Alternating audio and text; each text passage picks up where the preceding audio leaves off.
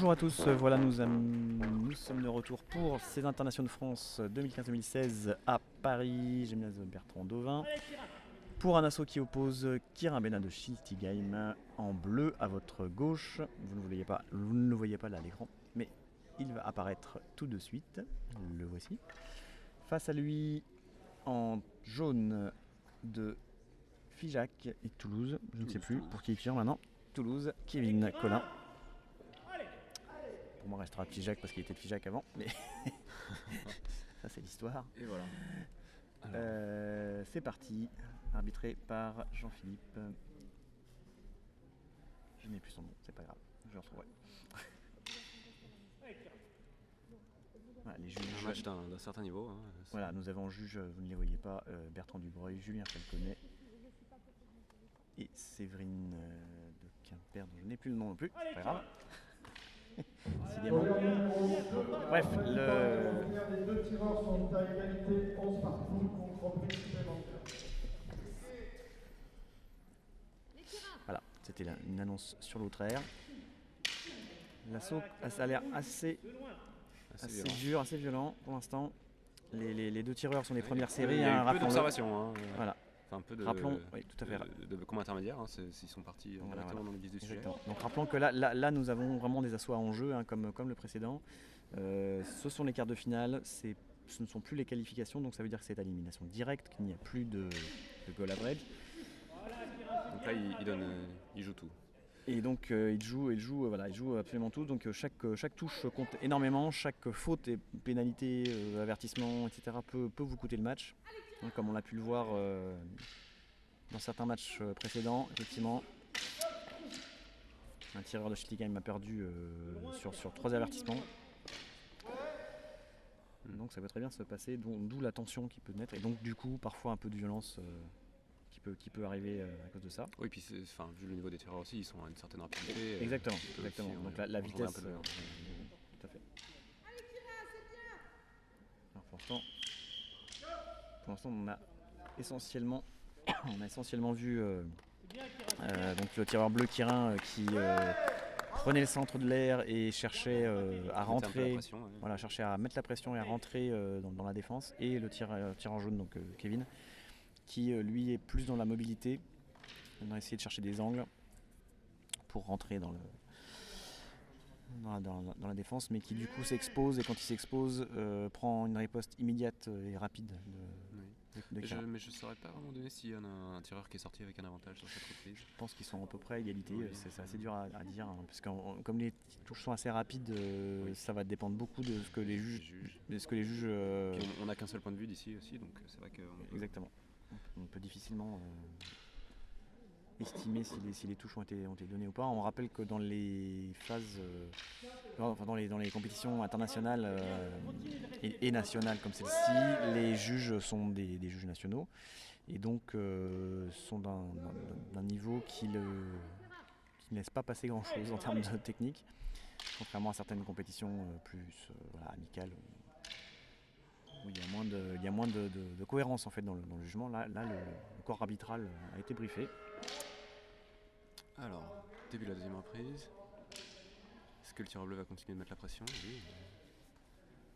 Oui, même schéma qui se met en place. Hein. Le tireur bleu ne bouge pas du centre. Et il met la pression, mais sans vraiment trop. On dirait plus qu'il cherche, qu'il balance de latéraux extérieurs pour voir comment il va réagir, comme s'il voulait déclencher quelque chose. Voilà, le tireur jaune est vraiment en train de. Le tireur jaune est en train toujours de circuler très vite d'un bout de l'air à l'autre.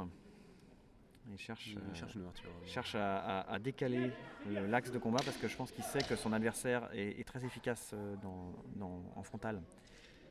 Et il cherche à l'attaquer en jambe de loin. Il vient de prendre une pénalité pour développer devant le tireur jaune. Voilà. Et donc du coup, le décalage provoque une gêne chez le tireur bleu. Il est vraiment sur une stratégie de riposte complète là, le tireur jaune.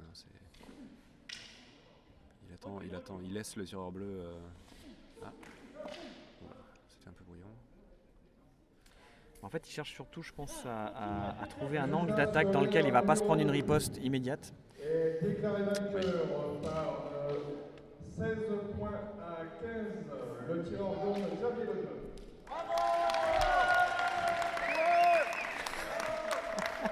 Nous avons les résultats sur l'air 2 en même temps, ce qui explique les applaudissements que vous venez d'entendre. Et Xavier Lejeune des Appalaches de Paname vient de gagner face à Mika Bale. Nous avons donc un premier demi-finaliste, si je ne m'abuse. Belle série d'esquive tir jaune. Non, deuxième demi-finaliste, pardon, je dis des bêtises puisque Benjamin a gagné donc maintenant en demi-finale face. Alors est-ce que face. Il faudrait qu'on ait les tableaux, ça serait pas mal. Ça serait si on veut vous commenter ça correctement.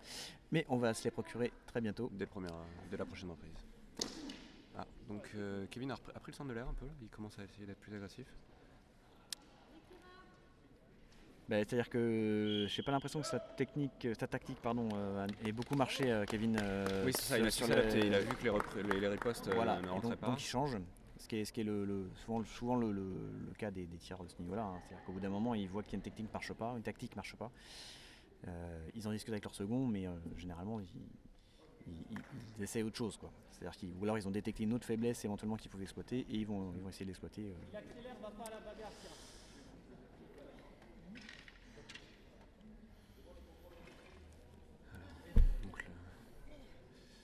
L'arbitre demande les remarques aux différents juges, s'il y a des observations. Ouais.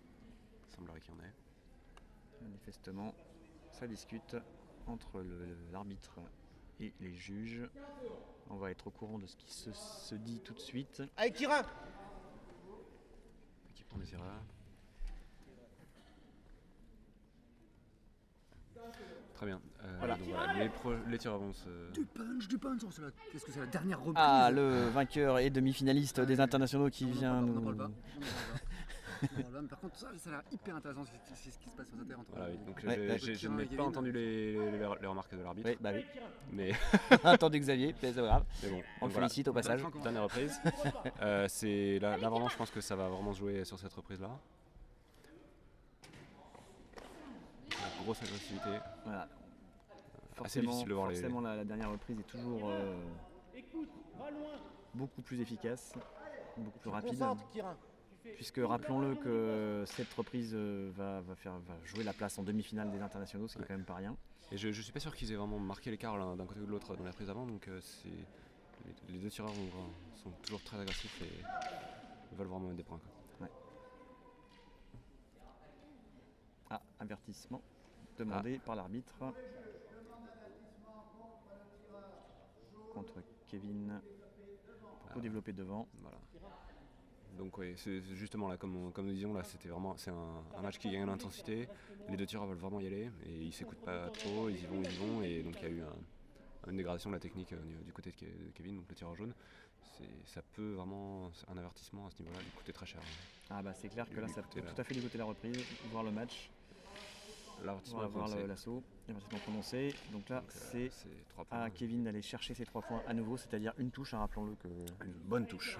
3 juges peuvent voilà, donc là il va être plus agressif forcément. Et il faut vraiment pas se laisser déstabiliser. Il va essayer d'aller chercher en jambe de loin manifestement. Ah, c'est bien, Kirin. Ah, un chicane. Un point de Peut-être pénalité. récupérer un petit peu de son avertissement. Ça fait déjà un point. Déjà un point d'avertissement qui est rattrapé. Ça, c'est une technique. Je sais pas si c'est très orthodoxe, mais enfin, si 3 lâchers de canne, ça fait un avertissement en moins, effectivement. Alors, Mobile, Kirin. quelle va être la technique? Peu de touches passent. Oui, clairement, donc Kevin est vraiment dans l'agression pour essayer de récupérer ses points. Il sait qu'il doit tout donner là. Et Kirin maintenant va essayer sachant qu'il croit avoir l'avantage, je ne sais pas si c'est le cas, mais en tout cas, Mousse, Kirin. lui est persuadé de l'avoir et donc reste dans une posture de déplacement et de défense et éventuellement de riposte de temps en temps, mais de façon assurée pour éviter de prendre des touches en plus, de prendre des points. Là c'est assez clair, il attaque très peu. Il a plutôt l'avantage. Voilà. Ouais, Kirin, super. Voilà, il laisse venir. Là, on a vu tout à fait dans cette contre-attaque là, assez typique de la stratégie. Il est pratiquement revenu dans le schéma du début où il donne des latéraux. Il garde son adversaire à distance. Là, Ah, super. c'est vraiment Et voilà, deuxième. C'est peut-être une technique. Deuxième lâcher de canne. Apparemment, le tireur a secoué la main comme Ouais. s'il avait pris, Oui, s'il avait oui, lâché oui, lâché taper sa sur- canne taper- suite à un coup. Peut-être que taper sur les doigts, effectivement. Oui, il a presque une rattrapé son tactique. tir. Ah, Ah, trop et voilà, tard. fin Et de non, on l'assaut. pourra pas le faire tomber la 3e fois. Fin de l'assaut. Donc il a presque rattrapé son voilà, avertissement avec des lâchers de canne. c'est Parce ça. que Alors, les est-ce qu'il a désarmements. réussi à reprendre je donnerais comme Kirin gagnant parce qu'il a fait quelques belles touches. Je pense moi aussi. Hein, c'est qu'il était assez agressif. Sur la Mais fin, il a c'est gardé la difficile à défense. voir, c'est difficile à voir parce qu'il y a eu aussi pas mal de touches en jambes quand même de la part de Kevin, mais Ça va vraiment elles n'étaient pas dépendre très nettes. des Comme elles juges. n'étaient pas très nettes, il y a de bonnes chances qu'elles ne soient pas aussi comptées que celles de Kirin qui étaient des contre-attaques très nettes justement. Lorsque Kevin avançait, il l'a fait 2-3 fois, donc attaquait en jambes de loin, Kirin l'attendait et contre-attaquait systématiquement en Là, tête. c'est vraiment un match qui a pris beaucoup d'intensité sur la suite à l'avertissement. Hein. Kevin bah. avait vraiment été dos au mur. Il pouvait vraiment. Ouais, surtout sur il une devait tout 3e donner, quoi. reprise, il ne pouvait pas faire autrement de toute façon. Ah, et on voit c'est hors champ pour vous, mais on voit le tireur bleu qui se frotte les mains. Donc manifestement, il a pris quelques coups précédents, c'est lâché de canne. Y aurait-il une égalité? Je sens que les juges sont en train de calculer Oui. de très près. Alors rappelons que s'il y a égalité, il y a une reprise supplémentaire. Notre conseil technique pourrait-il nous dire, après la reprise supplémentaire, qu'est-ce qui se passe si... Ouais, il pourrait. Et en numéro 1, issu du terrain, Notre conseil technique est absent pour le moment, mais Je repose ma question. Si... J'ai compris la question. Est-ce qu'il y a une deuxième reprise il y a reprise supplémentaire. Voilà, reprise supplémentaire, Exactement, comme on le reprise pensait. c'était serré. 3-2, c'est ça? C'est ça le score? 3-2. Ça a rien. Je crois que c'est 3-2. Avec Kira, tu lâches rien. Kirin, tu vas de loin En et fait, tu rentres l'écart est pas. pas suffisant. Ok. Fais une attaque par une attaque de loin. Ah d'accord. Donc c'est parce qu'il y avait un point d'écart en fait. Oui, Il n'y avait pas égalité parfaite. La règle était effectivement qu'il faut au moins 2 points d'écart sur les matchs de phase finale. Donc, reprise supplémentaire. Donc c'est quelque part les désarmements qui ont sauvé Kevin pour l'instant. Oui, exactement. Petite analyse, en général, en reprise supplémentaire, on est fatigué. C'est-à-dire que non seulement on est sorti du match et re-rentré, donc c'est psychologiquement très dur, donc c'est Oui. l'aspect vraiment psychologique est important. Mais en plus, on a une vraie tension dans la fin du match, puisque on sait que tout se joue vraiment sur cette reprise, un peu comme un tie-break au tennis. Ouais. Et donc la tension est palpable. C'est encore le Kirin qui est dans le même pattern de vraiment Voilà. de garder son adversaire à distance. Voilà. C'est quasiment ce qu'on appelait à l'époque une touche en or, c'est-à-dire que si, en gros, le premier qui touche bien et qui arrive à défendre derrière a gagné. Hein, donc c'est pour ça qu'ils se jaugent pour l'instant. Ils vont essayer de rentrer. Ils savent qu'ils n'ont pas beaucoup de temps, c'est-à-dire que Et ils n'ont pas le droit à l'erreur. Ils n'ont pas le droit à l'erreur, mais surtout que le temps avance et qu'au fur et à mesure, ils n'auront plus de place pour aller chercher leur touche. Super. Allez, encore. Voilà, je crois qu'il y a eu un flanc de la part de Kirin. Je l'ai vu plutôt torse, mais Te chercher, déplace-toi. Ah, c'est possible, l'angle n'était pas parfait pour voir la touche. après qu'est-ce qu'on les juge. Allez, ça s'observe beaucoup. Là, on est vraiment Vraiment dans un, grosse on est tension, vraiment dans un combat principe de intermédiaire. touche en or. Là, c'est exactement ça. C'est-à-dire que le premier qui avance ouvre sa défense et risque de prendre une riposte. Mais en même temps, Super, Kira, super. Il a encore de l'énergie, hein. On voit qu'il donne tout. Hein. pour moi, il n'y a pas de touche là pour l'instant. Sauf éventuellement le flanc de tout à l'heure.